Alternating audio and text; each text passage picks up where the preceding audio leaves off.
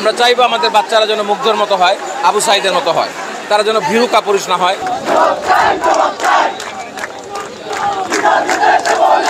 আমাদের বাচ্চারা যে এইভাবে প্রাণ হারাচ্ছে সেটা দেখে আর ঘরে থাকতে পারি নাই।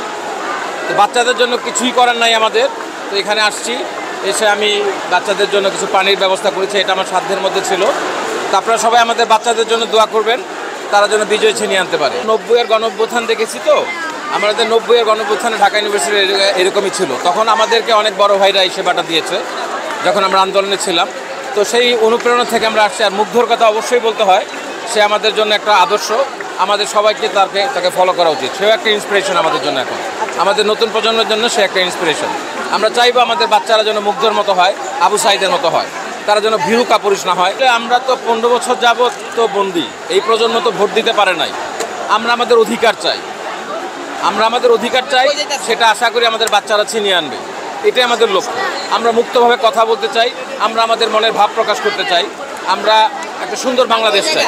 এত রক্তের উপর দিয়ে কোটা আন্দোলন, আমরা যখন এরশাদ বিরোধী আন্দোলন করেছি তখন ঢাকাটা অনেক কয়জন মারা গেছে, এর 100 ভাগের একজন মারা যায় নাই, এরশাদের পতন হয়েছে।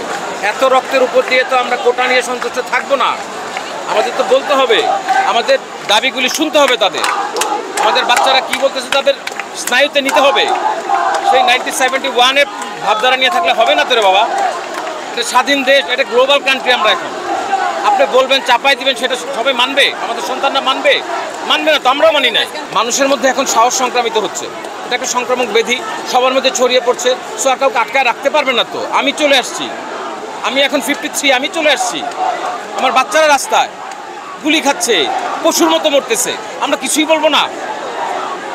আমাদের কিছুই করার নাই তাদের জন্য? ঘরে বসে থাকবো, ফেসবুক দেখবো? নো।